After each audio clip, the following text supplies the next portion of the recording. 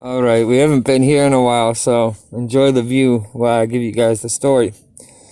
You see, the conflict between the Arellano Felix and the members of the Sinaloa cartel became very personal.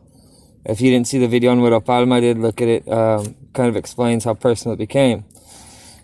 Now, this involved all members of the Sinaloa cartel, not just one, and a lot of people were killed that weren't mentioned. We only know about the ones that were very big or famous.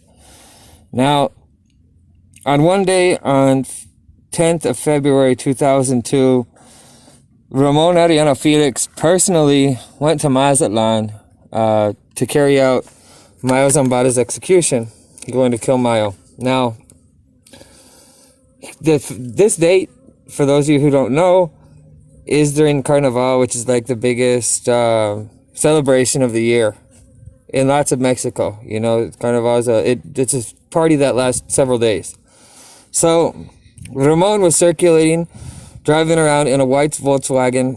It had Sinaloa plates, and we have to remember he's from Baja California, and he was with some of his best sicarios. Not some of it, they were his best sicarios.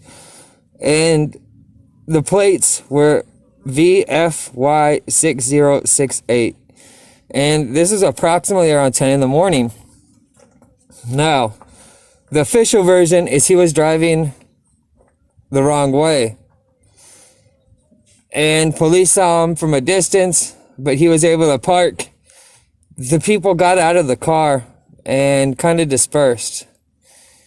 Now, some of them went into a pharmacy, all right? And some of them went into a hotel, and they just kind of split up. Now, at the pharmacy, we actually have Ramon, all right, Arellano Felix himself. He was with his most trusted sicario, and they were trying to go through magazines and act like it wasn't a big deal, all right? Now, this sicario that was with him used the alias Bernardo Roshin, but his real name was Efrain Quintero Carizona, and they both had identification from the Mexican federal government that identified them basically as federal agents. And this was normal at the time. There used to be a Homeland Security or FBI kind of agency before that a lot of them used to use, but as this was in more modern times, they were using like PGR, Procuraduría General de la República, or AFI, Agencia Federal de Investigación, to hide who they really were. Now, the agents that saw them driving the wrong way, which isn't actually the real story, you guys, that's the official government story. The real story is they'd been made, and the agents were hunting them.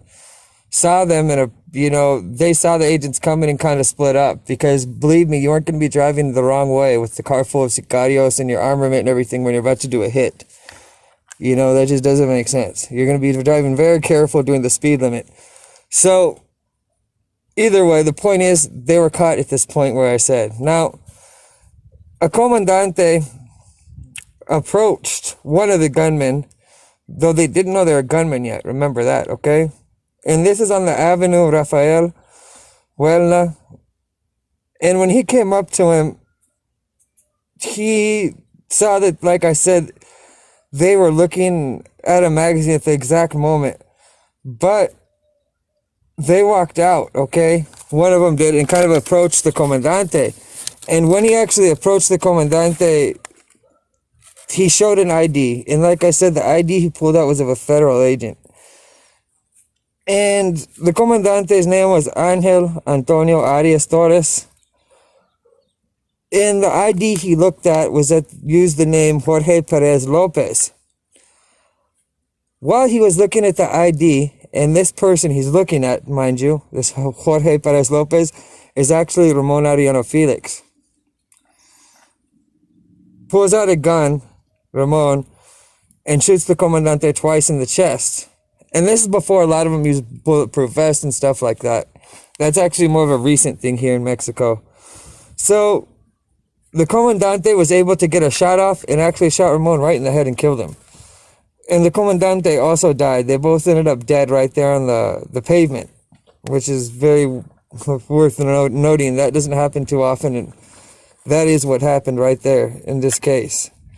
Now, this Bernardo Roshin that I told you about that was with Ramon saw what happened and actually tried escaping and running. But the federal agents that were with the comandante that had just been murdered saw this action and opened fire on him and actually ended up killing him. All right. Now, one of the other gunmen, who went by the name Manuel Lopez, was arrested at the Hotel Plaza Gaviotas, hiding basically, like trying to get in the lobby, and he was asking for rooms, but he was very nervous and he stood out the moment they walked in.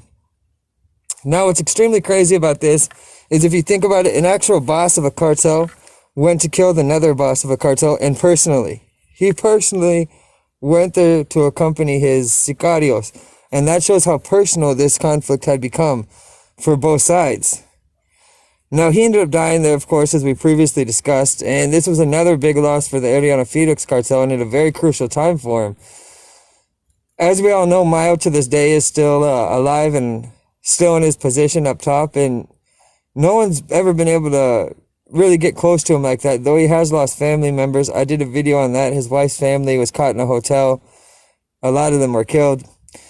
Whole nother subject, but point being, this is a crazy story, and this is the time Ramon Arellano Felix went to kill Mayo Zambada personally, but ended up losing his own life after they were made and stopped by agents working for the Sinaloa cartel.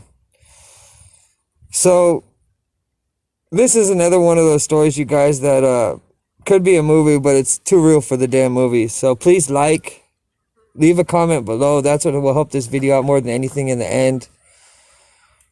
As well as if you want to share it and tell people about it. I have a Patreon down below. I hope you guys have a good one. Enjoy this view. Ain't nowhere else you see anything like this. It's a beautiful day in paradise, as I like to say. So, hear that peace and silence. Not always like that, but when it is, it's beautiful.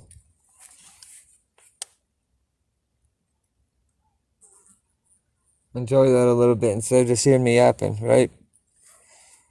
So, recently I received a strike and I wasn't able to post for about a week.